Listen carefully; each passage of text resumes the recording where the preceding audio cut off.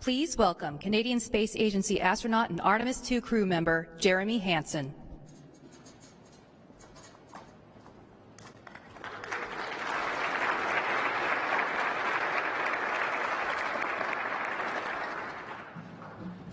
Madam Vice President, Council members, our audience here and online today, it is an honor for me to be with you all.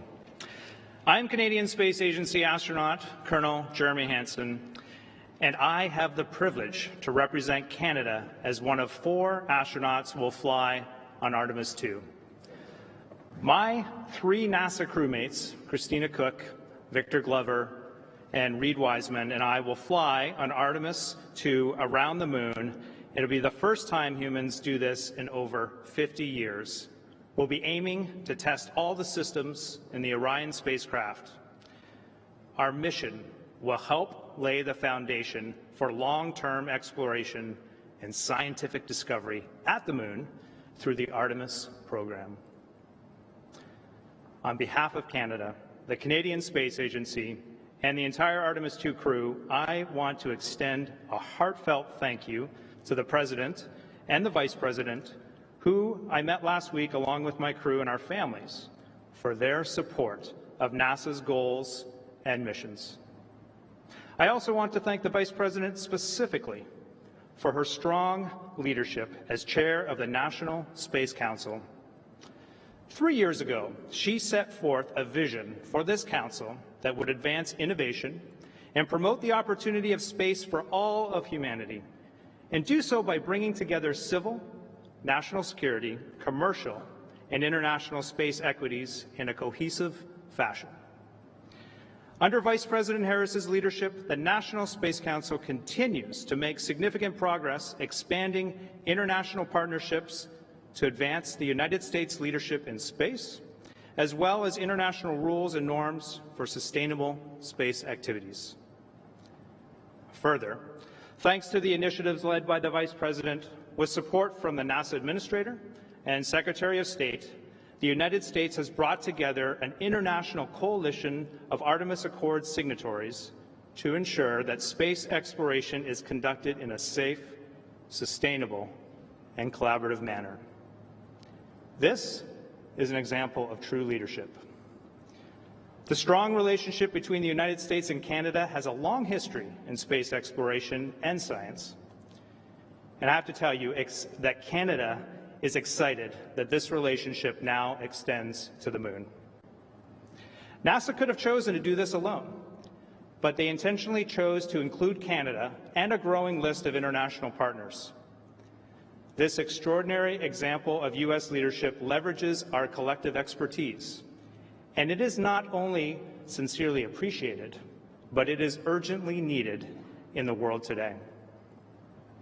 Artemis is supported by tens of thousands of people across the globe, including a growing commercial space industry that is boosting innovation, technological ingenuity, economic opportunity, and both international government and industry partnerships.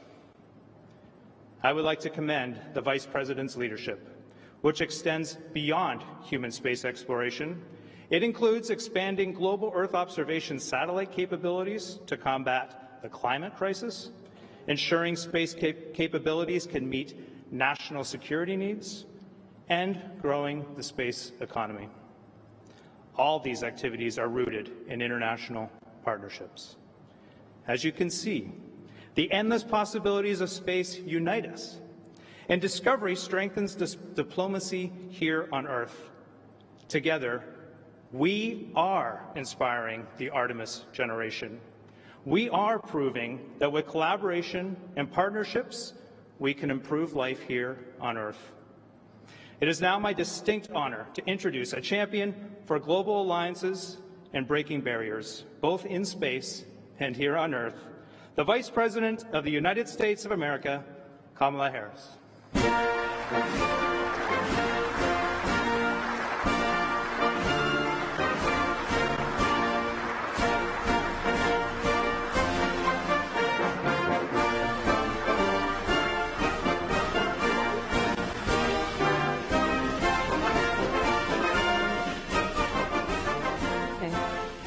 Good afternoon, everyone. Good afternoon. And I want to thank Colonel Hansen for the introduction and also for his work. Colonel, it was a pleasure to visit with you and the other Artemis II astronauts along with your families last week in my office in the White House. And through your courage, Colonel, and all of the astronauts, and your determination and incredible skill, you and all the Artemis astronauts are helping to lead our nation and the world back to the moon. And today, on the 4th anniversary of the establishment of the United States Space Force, I will recognize the Guardians who are with us. I'd like you to stand, please,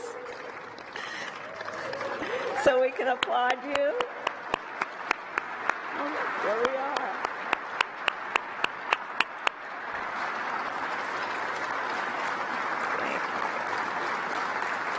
Thank you each and all of you collectively for the work that you do. You make our nation so proud. And thank you for your service. So with that, welcome everyone to the 3rd convening of our National Space Council, including the members of our administration, the private sector leaders who are here, and of course our international partners. The mission of the National Space Council is to preserve and advance America's leadership in space.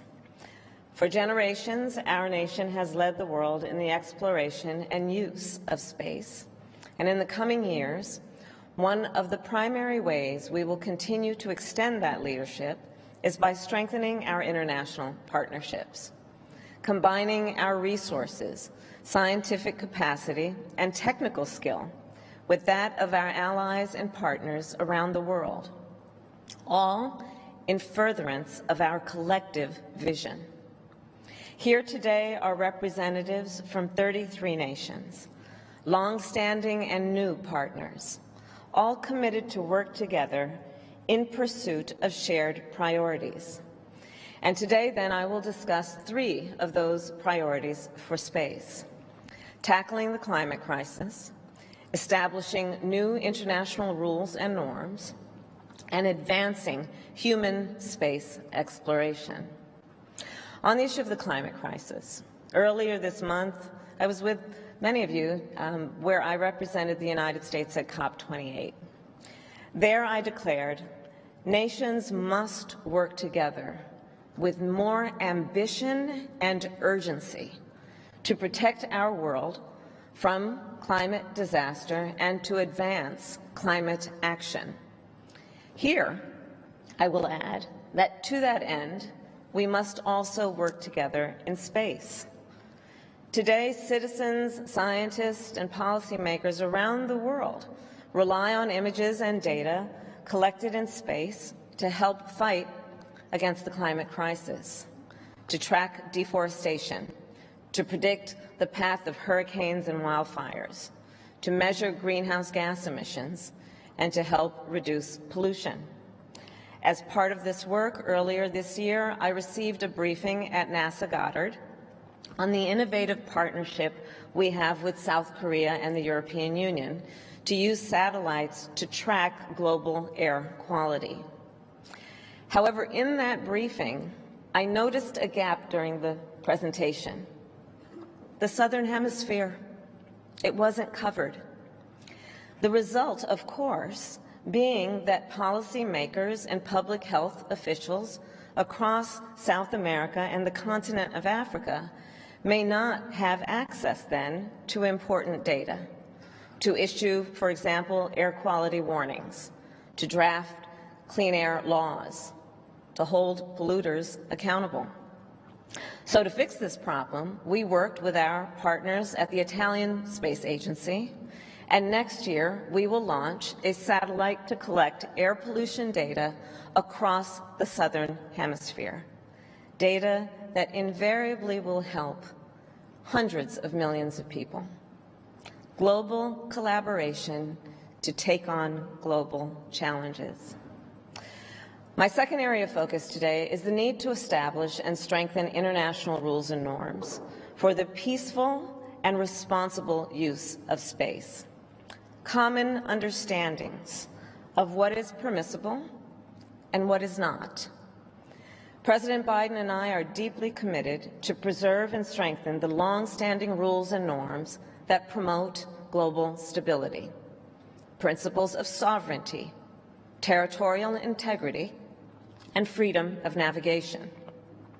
We are also committed to establish new standards to meet the challenges of the 21st century, in particular in areas such as AI, cybersecurity, and of course, space, to promote stability, sustainability, prosperity, and peace.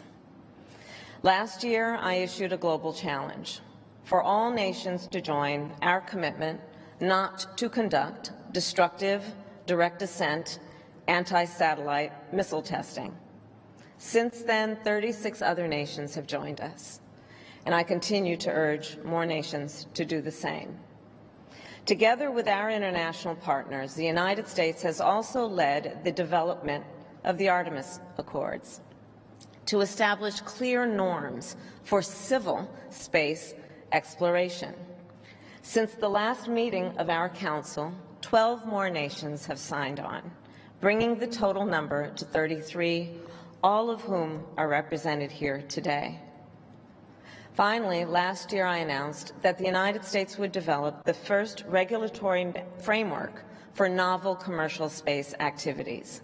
And today, then, we release that framework, which consists of both executive action and legislation that we recently sent to the United States Congress.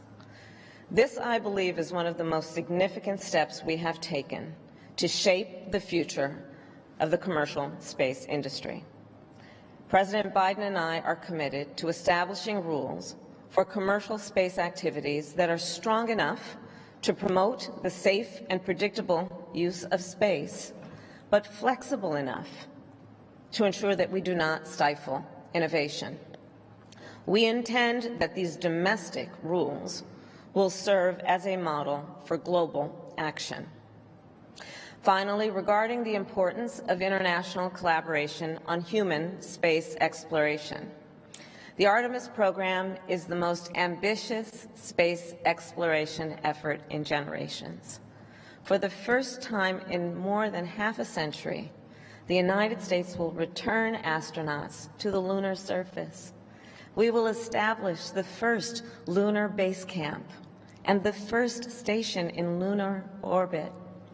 All of this in collaboration with our allies and partners. For example, the service module that will help carry Artemis astronauts to the moon was built by the European Space Agency. And Europe, Japan, and Canada will make significant contributions to the Lunar Space Station. Today, in recognition of the essential role that our allies and partners play in the Artemis program, I am proud then to announce that alongside American astronauts, we intend to land an international astronaut on the surface of the moon by the end of the decade.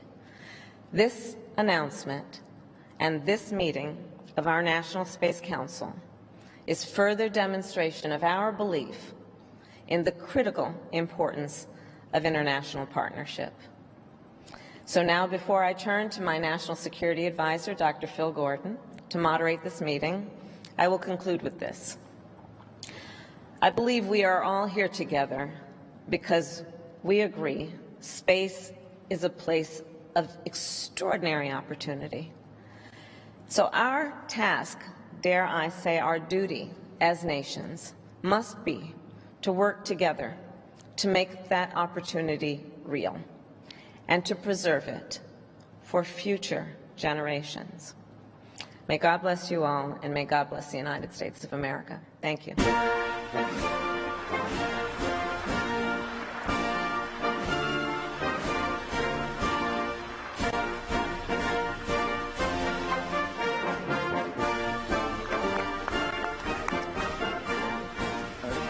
Thank you very much, Madam Vice President, and thanks sincerely to everybody here for joining us today. As the Vice President said, we will now pivot to the actual proceedings of the Council. I'm going to propose that we break the discussion up onto three main topics. The first is the role of international partnerships in space as a source of American leadership and strength. Second, the societal benefits that space provides to us here on Earth, including in areas such as fighting the climate crisis and creating good jobs. And then finally, but hardly least, the issue of our efforts to lead the world, as the Vice President just announced, in a return to the moon. Starting with international partnerships, obviously that has been a cornerstone of this administration's foreign policy in general. It is certainly something that applies to space, and a particular priority of the Vice President has been promoting international rules and norms in space. And so I'd first like to turn to Secretary of State Blinken to brief the group and the Council on his efforts at the top of the State Department to advance these goals, as well as to promote U.S. leadership in space more generally. Secretary Blinken. Phil, thank you very, very much. And it's wonderful to be with everyone here today, as well as in this remarkable and historic space. And I want to start by thanking the Vice President for not just convening us today, but for her stewardship of the National Space Council. Our leadership, America's leadership in space, is critical to so many priorities here at home, from our national security to our economic and technological competitiveness to our strength and standing around the world. The remarkably diverse voices on this Council reflect this expansive set of priorities and interests. And again, it's so good to be with colleagues from across the government on this here today. It's not exactly a secret that we're in an era of extraordinary dynamism and activity for space exploration and research. More than 80 countries now operate in space. Dozens of space exploration companies are launching thousands of new satellites into orbit. The global space industry is valued at hundreds of billions of dollars. Space-related capabilities like GPS technology, satellite data, are more integrated with our economy than ever before. At the same time, I think we all know that new challenges have arisen, including from our strategic competitors. The landscape in which we operate now is far different than it was 6 decades ago when President Kennedy launched the mission that put a man on the moon. But our responsibilities are no less important, both for our own people, but also for humankind.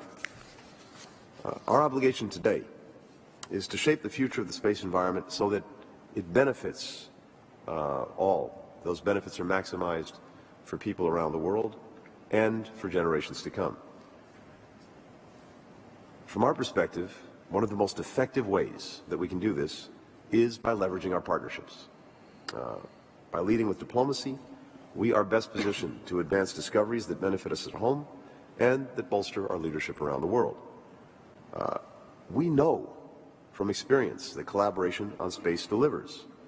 And we've seen that most recently with the launch of the James Webb Space Telescope and the landing of a rover on Mars, both projects that were made possible by international partnership and international collaboration. Today, what I'd like to do is just briefly update the Council on 3 lines of effort that the State Department is leading to advance international partnerships on space priorities.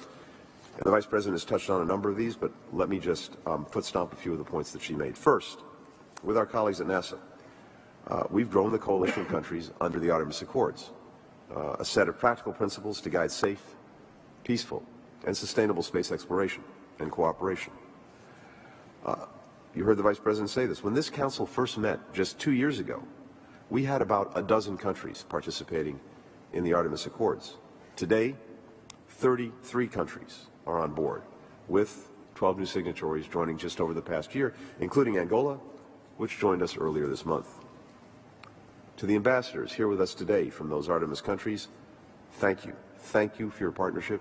Thank you for your collaboration. We are determined to continue to expand this coalition and expand its areas of cooperation as well, like we did this past October in Baku, when we agreed to take practical steps to increase mission deconfliction and ensure that future operations on the lunar surface are both transparent and safe. Second, we have made significant progress toward ending destructive direct ascent anti-satellite missile tests in space. A single test can release thousands of pieces of debris into space, and we know it takes only one piece of debris, traveling at thousands of miles an hour, to destroy a satellite or threaten the life of an astronaut. Since Vice President Harris committed in April 2022 that the United States would refrain from conducting anti-satellite missile tests, 36 countries, as you've heard, have pledged to do the same. Next year, we'll continue our diplomatic efforts to establish this as an international norm. Third, we're laying the groundwork for future international collaboration. A few months ago in May, the State Department released our first ever strategic framework for space diplomacy. We're leading with diplomacy, advancing space policy to leverage space activities to meet a wider range of diplomatic goals. For example, making progress on the climate crisis, contending with pollution, dealing with illegal, underreported, and unregulated fishing. As part of those efforts, we're continuing capacity building outreach to emerging spacefaring nations. And here, these partnerships, the transfer of knowledge, the transfer of expertise, is in many ways one of our most powerful exports. We're also modernizing our diplomatic workforce to ensure that they have the skills that they need to advance U.S. interests and maintain American leadership in space. Early next year, we'll add an expert focused on space to our Science Envoy program at the State Department. One of the most remarkable powers of space exploration is its ability to bring people together across geographies in pursuit of knowledge of the wider universe and in pursuit of progress right here on Earth. So for the State Department, I can tell you we look forward to continued close collaboration with this Council, with our partners abroad, as we strive together to reach new frontiers. Thank you very much for being here today. Phil. Thank you, Tony. Thank you, Mr. Secretary. Thank you. So I want to turn next to National Security Advisor Jake Sullivan. Jake, you've been leading efforts at the NSC to integrate space into our overall national security policy, and I know you've put a premium on international partnerships and alliances, and I'd ask you to brief the Council on those efforts.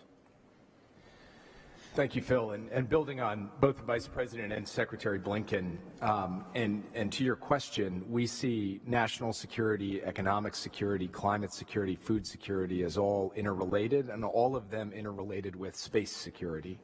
And so at the National Security Council, working very closely with the Space Council, we have tried very hard to ensure that across all of our lines of effort, the ways in which our approach to space policy is integrated with the key priorities in each of these areas.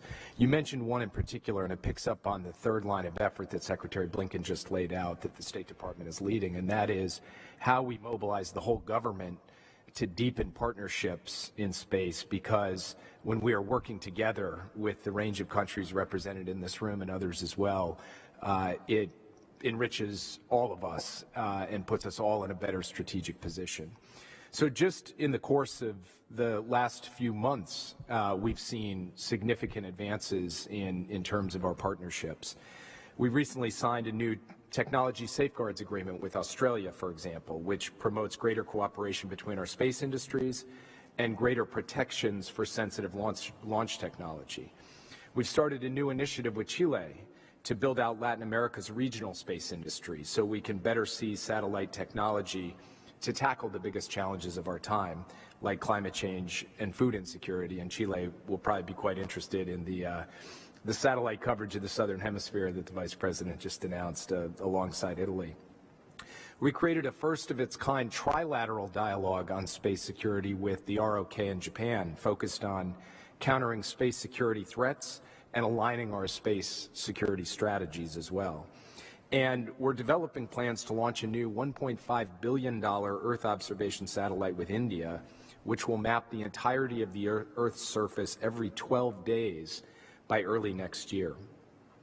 And if you look back over the course of the last 2 years, we've led comprehensive dialogues with countries like Japan and France on space, and these have become templates that we're now extending to other countries as well, and they've led to groundbreaking commitments to strengthen commercial cooperation, enhance the resilience of our systems, and promoting responsible behavior in space as well. And all of this cooperation is only going to become more important as both the opportunities in space evolve and the threats in and to space evolve as well. And speaking of threats and challenges, of course, part of the job of the National Security Council is to focus on this aspect as well. So earlier this year, President Biden actually released new classified space security guidance, which lays out our policies for our national security space community, and I want to thank all of the members of that community who are here in the room today.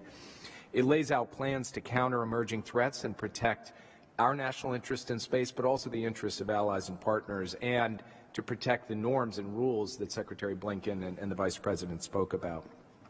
And part of this fundamentally is about increasing integration with our allies and partners on space, on resilience, on operations, on capabilities, on information sharing.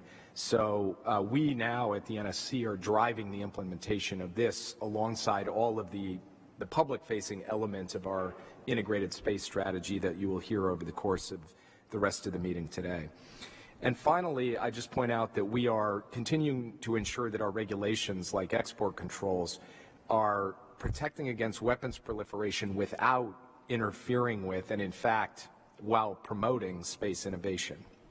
So together with our partners, our goal remains fundamental, and that is to ensure that space is sustainable, safe, stable, and secure. And that is what we intend to do in partnership with all of you. And that goes for all of our partners, both around the world and all of our partners across the interagency reflected on this dais here today. So thank you, Phil. Great. Thank you, Jake. I want to turn next to the Director of National Intelligence, Avril Haines. And Avril, I know how much the two previous speakers rely on the work that you do, and I know how much the work that you do relies on space and how important it is not just to U.S. national security, but to our allies and partners as well. So I would ask if you could brief the group and the Council on how you see the current threat environment, including the issue of cyber threats to all of these capabilities. Absolutely.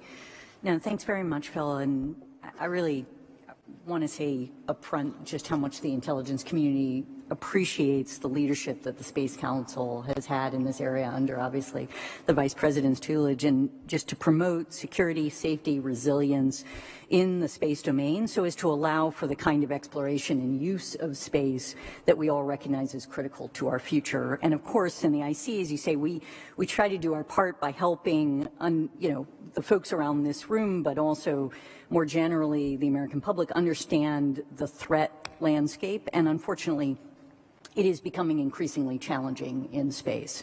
As we highlighted in our annual threat assessment this year, there are a number of growing threats in not just our, but also our allies and partners' space-based capabilities that we are focused on. And to be clear, many of these threats present themselves not only to national space-based assets, but also to commercial systems. And understanding those threats, building resilience, protecting our assets are fundamental to ensuring that we and our allies and partners are able to take advantage of the opportunities presented by space and protect our capacity to explore and use space to support such things as critical infrastructure, homeland security, scientific work, opportunities in the economic sphere, and of course the defense of our country. And the threats we're monitoring include physical threats, electronic warfare, and, as you noted, cyber threats, really to ground sites and to space-based infrastructure. China and Russia in particular continue to invest heavily in and are fielding counter-space weapons that can jam satellites, ground-based capabilities that can do the same, directed energy weapons, and space-based anti-satellite weapons that are intended to disrupt, to damage, destroy, target satellites, including through kinetic attacks. And these include weapons that, when used, are likely to create debris fields that can degrade the space environment and pose risks for other space-based platforms for years, obviously prompting the very work that the Vice President talked about, as did Tony.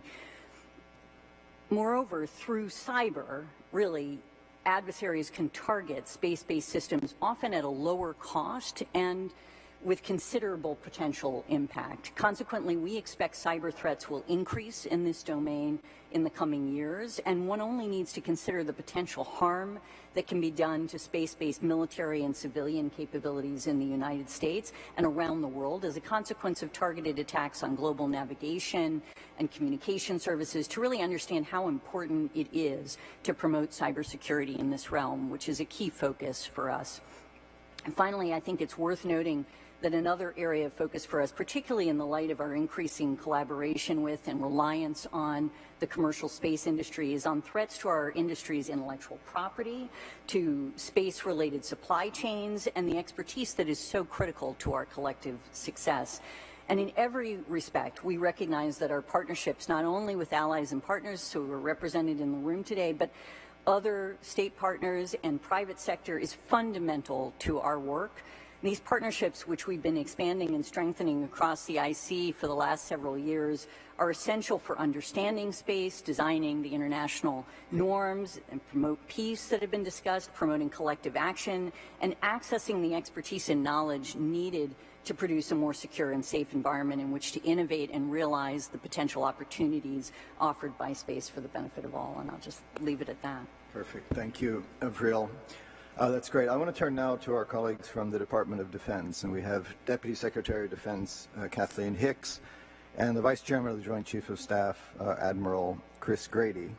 And I think just as we've said that space and international partnership is important to the domains we've discussed in diplomacy, national security, intelligence, I think our colleagues will confirm that it's equally true at the Department of Defense, and especially as we see our allies and partners increasingly develop their own military space capacity, we feel it's important to expand our cooperation with them. So let me turn it over to our DoD colleagues, starting with Deputy Secretary Hicks. Great. Thank you very much, Phil. And I'm here on behalf of Secretary Austin, who's on his way back from the Middle East. So as you suggested, just as space touches every aspect of our lives, it touches every aspect of the Defense Department, communications, navigation, reconnaissance, and beyond. And space can be a game changer in modern conflict, as we've seen in Ukraine. In space, as everywhere else, as Phil suggests, this military operates with a global network of increasingly capable spacefaring allies and partners. And we've been expanding space cooperation and advancing U.S. leadership and strength in several ways.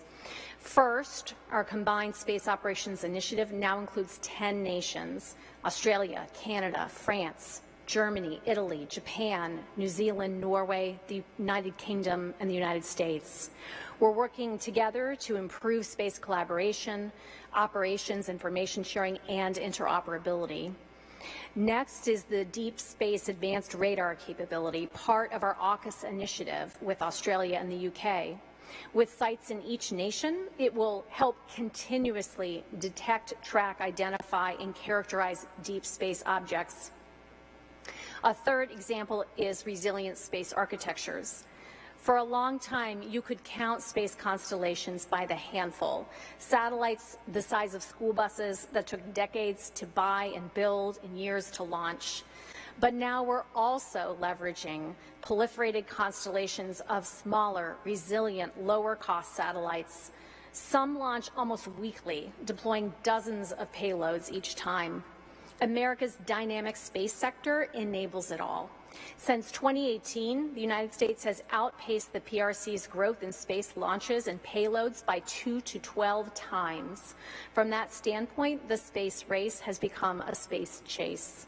And DoD believes the new framework for novel commercial space activities will enable even more, fostering a competitive environment that attracts new investment, encourages innovation in novel space activities, and benefits the economy and national security. And let me turn to the Vice Chairman of the Joint Chiefs of Staff, Admiral Chris Grady. Thank you, Madam Secretary. Phil, thanks for leading this panel today. Thanks to the Vice President, and thanks to all of my colleagues for their leadership.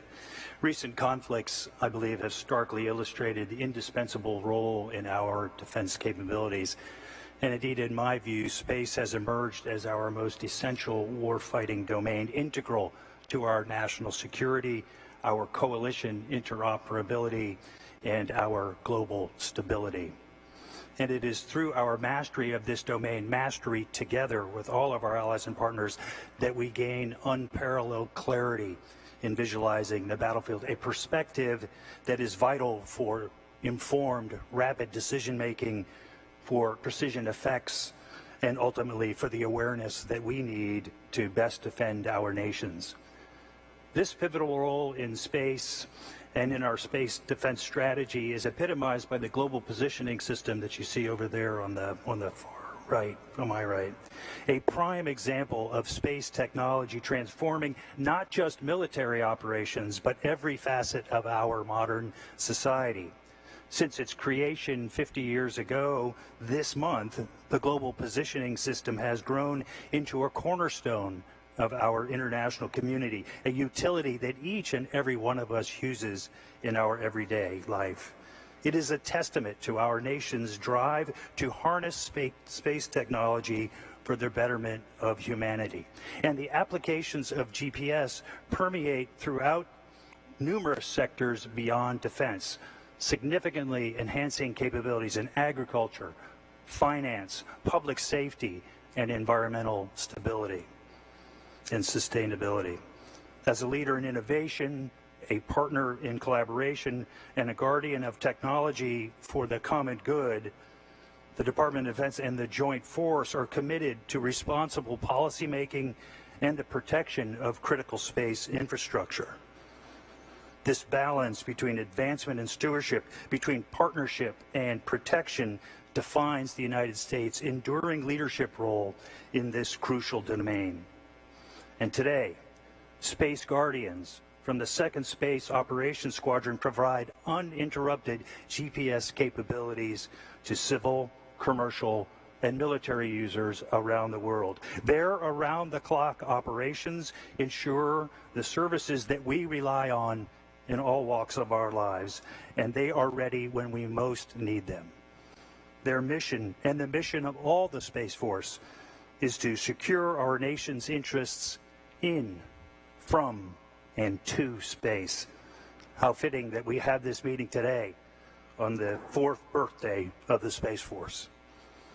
The youngest service in our Joint Force is essential to protecting our most critical space systems, to collaborating with commercial industry, and to prioritizing our interoperability with allies and partners.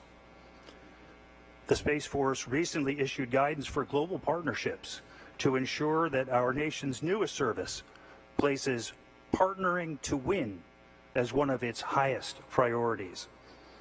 International cooperation space activities enhances our ability to innovate, to strengthen our common defense, and to conduct combined operations in support of our coalition of nations. In space, and in every domain where we will find our nation's joint force, it is our allies and partners who are one of our greatest competitive advantages. Thanks, Phil, and thanks to my fellow panelists. Great. Thanks, Chris and Kath, and thanks to all of our opening speakers for really interesting and concise briefings, but even more importantly for the work that they have done since the last meeting of this council. And I think the discussion really underscores what we said at the top and what the Vice President said, which is that international partnerships are critical to all of this work.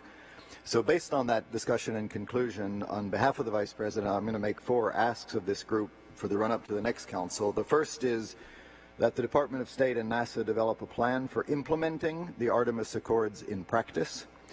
Second, that the Department of State and Defense continue to strengthen outreach to nations to encourage further commitments not to conduct destructive direct ascent anti-satellite missile tests. Third, we'll ask this group to develop a plan to better synchronize our nation's ability to use space to enable international capacity building for work here on Earth. And then finally, to the DNI, I'll ask the group to develop minimum cybersecurity standards for space systems, something you highlighted. Appreciate all of the speakers in this opening panel or this opening session, and with that, I want to pivot to the next topic that I proposed, which is how space provides societal benefits here on Earth. And I'm going to first turn to NASA Deputy Administrator Pam Melroy. NASA obviously has an important role in fighting the climate crisis, as you heard the Vice President say, a priority for this administration and her. And NASA's role includes the development and operation of leading-edge Earth observation satellites. So let me ask Deputy Administrator Melroy if you could brief the group on how NASA is working to address the need to ensure Earth observation data is made openly available, including the point that the Vice President raised about ensuring that it covers the Southern Hemisphere. Yes, thank you so much, Phil, and thank you to all my colleagues today for the opportunity to talk about NASA on behalf of Administrator Bill Nelson. Our vast, decades-long array of Earth-observing atmospheric and solar data satellites provide a comprehensive and a real-time history of the very dynamic and complex processes that are happening on our planet. NASA uniquely has the capacity to study the Earth as a planet, which is really going to give us the means to protect it better. We have over 24 satellites and instruments on orbit, including several instruments on the International Space Station, which are measuring air pollution, methane emissions, hurricanes, and so much more. Administrator Nelson visited India recently, and as was mentioned previously, saw NASA and the Indian Space Research Organization's NISAR satellite ahead of its launch next year. This is a first-of-a-kind, dual-band synthetic aperture radar, which will help people worldwide understand and help mitigate the effects of our changing climate, in particular by using this unique technology to be able to see not just surface effects, but subsurface effects that will help us understand what's happening to our climate. And soon NASA will launch PACE, which also carries a contribution from the Netherlands. Thank you. The satellite will improve global satellite observations of our living ocean, of aerosols that affect the atmosphere, and cloud dynamics. These are all critical to helping us understand global water and food security, shipping, international fishing, and many other impacts. NASA and the Italian Space Agency are partnering to build and launch the Maya satellite. It's an effort to investigate the health impacts of airborne particles that pollute some of the world's most populous cities and have been linked to respiratory and cardiovascular diseases, as well as adverse reproductive and other birth outcomes. In April, the Vice President directed the National Space Council to expand the scope of our air quality monitoring in the Southern Hemisphere, as she mentioned today. As our part of the contribution to that, NASA will deepen its existing excellent partnership with USAID to improve the data that we collect in South America and Africa to better understand the health impacts of pollution on those communities. And we're making this data available throughout the world. We made a special stride forward in that this year by making it more accessible through our recently launched Earth Information Center, which provides readily usable and accessible data to enable global understanding and also inspire the next generation as only NASA can. Thank you. Thank you, Pam. That's great. I want to, sticking with the issue of climate and the environment, I'm going to turn next to our Deputy National Climate Advisor, Mary Frances Repko. Space-based information is obviously an essential element of our ability to measure and monitor and mitigate and adapt to the Earth's changing environment. So I'd like to ask Mary Frances to provide this group an update on the administration's overall efforts to use space to fight the climate crisis. Thank you so much for this opportunity to be here with you today and to address the diplomatic corps assembled and the National Space Council. I think popularly, it might seem to some peculiar that the Deputy National Climate Advisor would be here to discuss matters of space until, as the Vice President mentioned, you look deeply at the important intersection of our space policy and of our climate policy. The reason we look to the leadership of space experts in addressing climate change in the Climate Policy Office at the White House has to do with the tremendous detection capability of our satellites, both, as the Vice President mentioned, to describe the impacts of climate change, including deforestation, climate-fueled extreme weather, but also for its ability to detect pollutants of concern. One such pollutant of particular focus for us in the Climate Office is methane, because it is a climate superpollutant that is many more times potent than carbon dioxide and is responsible for about a third of the warming from greenhouse gas emissions occurring today. In November of 2021, President Biden unveiled the U.S. Methane Emissions Reduction Action Plan, which is a whole-of-government effort to dramatically reduce U.S. methane emissions while protecting workers and communities, creating good jobs, and promoting U.S. innovation. In 2023 alone, federal agencies have now taken nearly 100 actions to reduce methane emissions under that action plan. For example, at the climate talks just earlier this month, we announced a final rule from EPA in Dubai to reduce methane emissions from the oil and gas sector. The rule leverages cost-effective, innovative technologies to achieve a nearly 80% reduction in methane emissions from covered oil and gas sources, and that's relative to business as usual.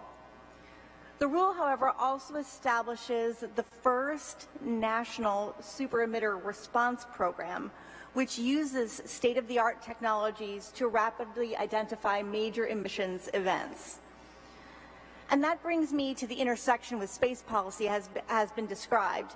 To achieve our climate goals, we are using all available tools to measure, monitor, and detect methane emissions that are otherwise invisible to the naked eye. As was mentioned, NASA has played a pivotal role in this work, and we are deeply grateful for NASA's partnership. As part of NASA's EMIT mission, the agency has used instruments on the International Space Station to detect more than 800 significant methane plumes worldwide just in the past 16 months, particularly from the oil and gas sector. NASA has created a publicly available online map to track these emissions. NASA is also partnering with other agencies to connect the satellite data with specific emission sources on the ground, such as by using aircraft carrying next-generation emissions detectors and sensors. And this past summer alone, NASA worked with the National Oceanic and Atmospheric Administration to identify leaks from natural gas infrastructure in cities. All of this is critical to us as we make particular policy choices about the scope and coverage of our national climate rules. We're now working also to get these kinds of data into the hands of the companies and the workers who can actually go out and fix the leaks and halt these emissions. So in short, for us in the Climate Policy Office, NASA's cutting-edge methane detection work is an integral part of the administration's whole-of-government efforts to slash emissions of this particular superpollutant while creating good jobs, protecting public health, and advancing U.S. innovation. So space policy, it turns out, really is good climate policy. Great. Thanks, Mary Frances. I'm going to turn next to Deputy Secretary of Commerce, Don Graves. And Don, sort of two questions for you. One, just ask you to provide an update on Commerce's work, especially when it comes to space and the climate crisis, but also in particularly for you, how you're working to ensure that our space industry's efforts abroad are able to contribute to well-paying jobs in this country. Thanks so much, Phil, and I want to also thank the Vice President for her leadership in understanding the need to move with haste, and also to Chirag Parikh and the entire National Space Council that has been driving this council to make significant progress in a very short period of time. Secretary Raimondo and I know that the space economy brings myriad benefits to all Americans, and we're using the full weight of the 13 bureaus of the Department of Commerce, a whole-of-commerce approach, to help ensure that the U.S. space industry is able to compete globally and to achieve our national goals. The National Oceanic and Atmospheric Administration, or NOAA, its weather satellites provided sophisticated and precise observations during this year's hurricane and extreme weather events, helping to protect American lives and property. That mission is only going to increase in importance, as we all know, as the climate continues to change. We know that NOAA will need to expand its engagement its partnership with and its efforts, along with our partners and allies all around the world, to deal with those challenges.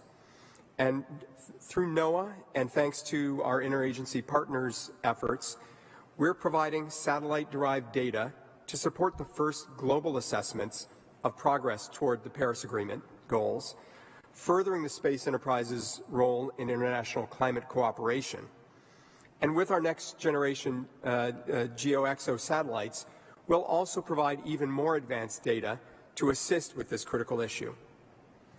The Department's vital role in monitoring the environment extends to our orbits as well. Implementing Space Policy Directive 3, we've made a great deal of progress building out a modern, user-focused, and let me stress that, user-focused civil space situational awareness system. The Traffic Coordination System for Space, or TRACS, is going to keep pace with the ever-evolving, very dynamic, and much more crowded space domain that we've all been talking about. We recognize that our responsibility for SSA extends beyond our borders. This is a global issue demanding American leadership.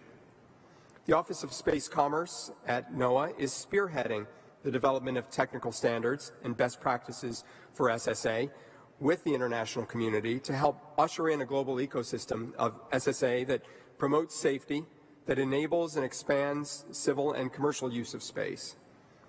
All of this is made possible, only made possible, frankly, by a very vibrant U.S. commercial sector that can grow domestically and can compete internationally without being overburdened by undue regulation. The Office of Space Commerce has reduced our average commercial remote sensing license processing time, for example, to 14 days, down from 48 days in 2020. This year alone, we took actions to relieve 69 restrictions across 11 licenses, allowing American companies to compete and lead with the fullest of their capabilities. But the U.S. space industry is rapidly evolving and growing, as I said. As they innovate, so too must the government. To support expanded space cooperation and a level playing field for U.S. companies, the U.S. is reviewing its export controls, including updating its control lists and policies to be more effective in the way that we administer those. But even broader reforms are absolutely necessary. That's why we've worked closely with the Vice President, the National Space Council, with the interagency since the last of these meetings to develop a legislative proposal and the framework that the Vice President mentioned to reform the system. Combined, these reforms at Commerce, working with our partners at the Department of Transportation, NASA, and others, are going to be well positioned to develop that light touch, industry-friendly approach to ensure that the U.S. space industry is competitive and that we can lead well into the 21st century.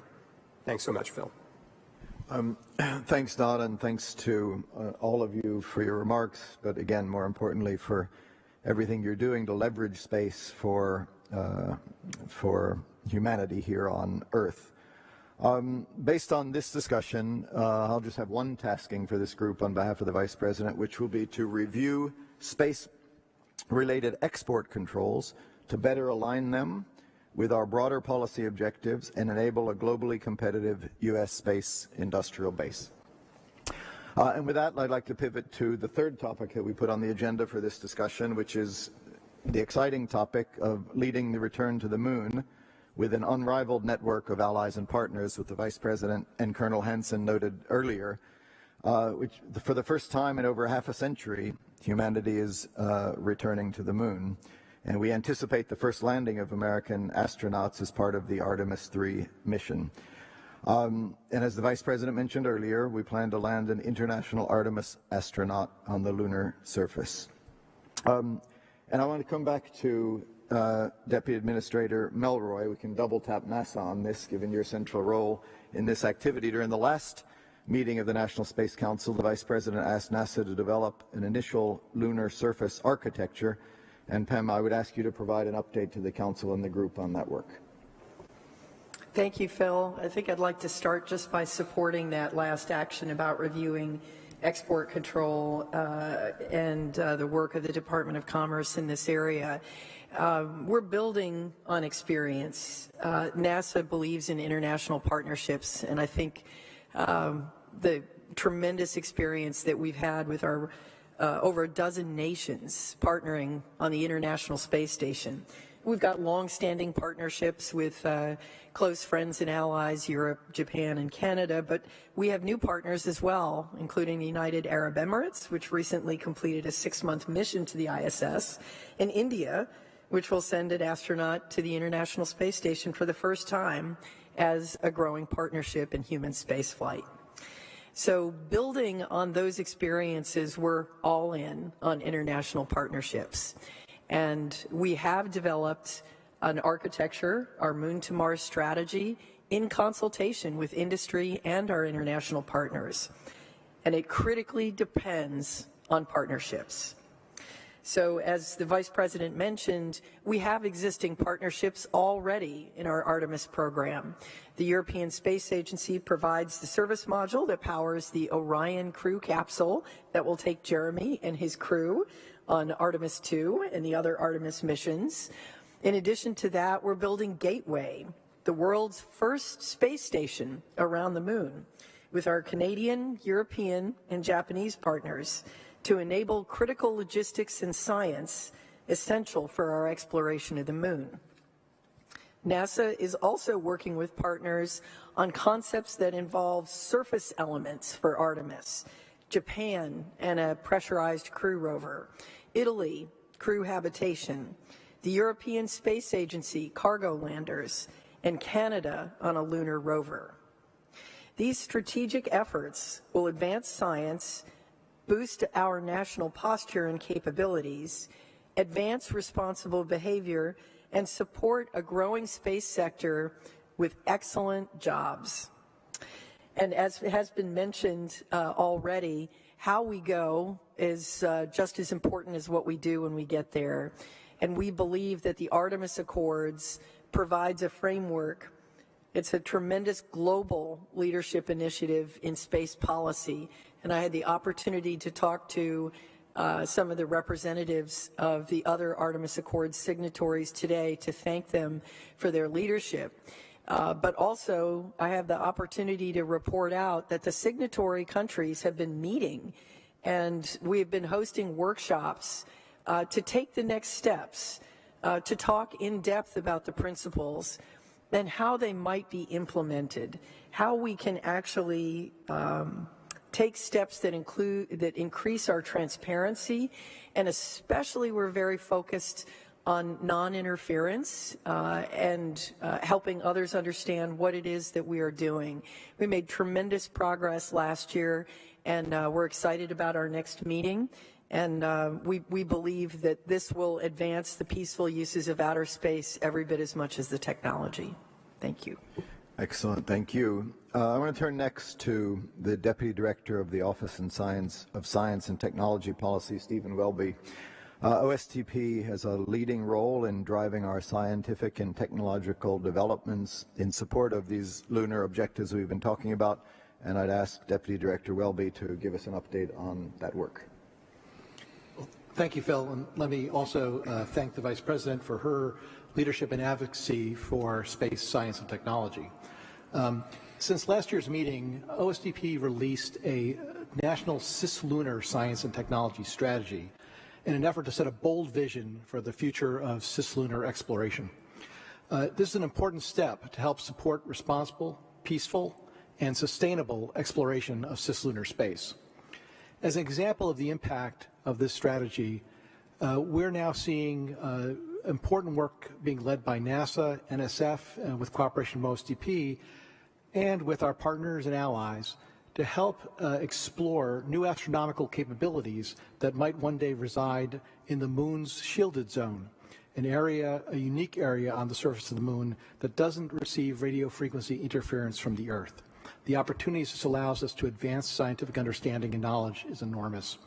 We're very excited to be working with international allies and commercial partners to advance our scientific understanding of the Earth, of the moon, of our solar system, and beyond. When people go on a trip, as our Artemis astronauts will take to the moon, one of the first things they ask is, what's the weather going to be when they get there? And space weather is a thing.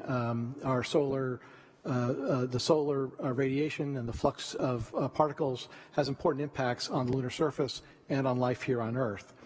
For Artemis astronauts traveling to the moon, they'll be supported in the future by 2 mini space weather stations, one under development by NASA and one under development by our European Space Agency partners, to help provide early warnings of harmful radiation and also to help us enhance our ability to forecast space weather events. Space weather events are critical because over the next 2 years, as we reach the peak of the sunspot cycle, we expect an increase in space weather events as the sun expels plasma and exerts strong magnetic fields that can impact us here on Earth. These can impact electric power systems, water supplies, communication systems, transportation, and much more. To help aid in our preparations to handle these kind of events, OSTP is releasing a new space weather implementation plan today. The implementation plan will direct departments and agencies to help prepare to respond to these events by bolstering our nation's resilience to space weather events. We're committed to improving national preparedness for space weather, and that commitment remains constant and is in fact more relevant and important than ever. Thanks. Thank you. Great. So for our final 2 sets of comments, I want to turn to the Department of Transportation and then back to Commerce.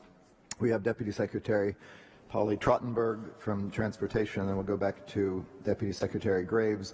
Earlier today, you heard the Vice President announce the policy framework for regulating a range of novel space activities. And I'd like to ask our colleagues, starting with Deputy Secretary Trottenberg, how their agencies, their respective departments, are supporting U.S. industry's key role in developing the capabilities we need to enable our return to the moon. Polly. Thank you, Phil. Thank you for your leadership and that of the Vice President, Chirag Parikh, and all our colleagues. Thrilled to be here on behalf of Secretary Buttigieg. Just in this past year, the Federal Aviation Administration's Office of Commercial Space safely conducted a record 117 launch and reentry activities. 12 of these involved human spaceflight, and 8 were conducted internationally. Given this growth, we're thrilled to be able to discuss the recent National Space Council legislative proposal on in-space authorization and supervision of commercial novel space activities, as my colleague, Deputy Secretary Graves referenced. This proposal was thoughtfully developed by agency experts across the government in collaboration with the National Space Council. It will ensure the Department of Transportation, along with the Department of Commerce, will authorize and supervise commercial novel space activities expeditiously, all while maintaining global leadership and safety. And of course, NASA and Department of Defense have been key participants in this legislative initiative as primary customers of these commercial space services. This proposal supplements existing DOT authorities to ensure continued safe operations of space launches, Earth reentry, and human spaceflight. DOT and Commerce will work collaboratively to ensure the safe operations of commercial human spaceflight and transportation of goods on Earth, orbit to the moon, and beyond. These authorities will continue to be critical as the industry grows and develops new innovative activities that push the boundaries of space exploration and utilization. And these authorities will help ensure the U.S. remains a global leader in aerospace safety and interoperability. On the international front, DOT and the FAA is prioritizing the growth of our global partnerships with over 25 countries. In 2023 alone, the FAA met with UK, Brazil, Australia, Canada, New Zealand, Japan, Italy, Sweden, Norway, and many other nations, virtually on topics that will establish global safety and interoperability for the commercial space industry. These partnerships will enable the recognition of launch-related safety approvals between foreign governments, an important priority for this industry. International recognition of U.S. government commercial space authorizations will reduce duplication between foreign governments, and eliminating dual licensing of a single U.S. space operation conducted from another country simultaneously supports the growth of the U.S. launch industry while not compromising safety. To further enable the growth of U.S. space operations, FAA is also leveraging partners with our international peers to develop a multilateral forum. This will be a place where we collaborate and share best practices on safety, as well as the general operation of launch and reentry sites. The administration's legislative proposal and the framework announced by the Vice President today laid the groundwork for a closer collaboration between the federal government and international partners. And DOT and FAA are excited to continue working with our sister agencies to ensure the U.S. remains a global leader in commercial space transportation. Thank you, Phil. Thank you, Polly. Don. Thank you so much, Phil. And Polly, thank you again for the fantastic partnership that we've established between Department of Commerce and Department of Transportation. Phil, as you said, and the Vice President said, the U.S. is returning to the moon.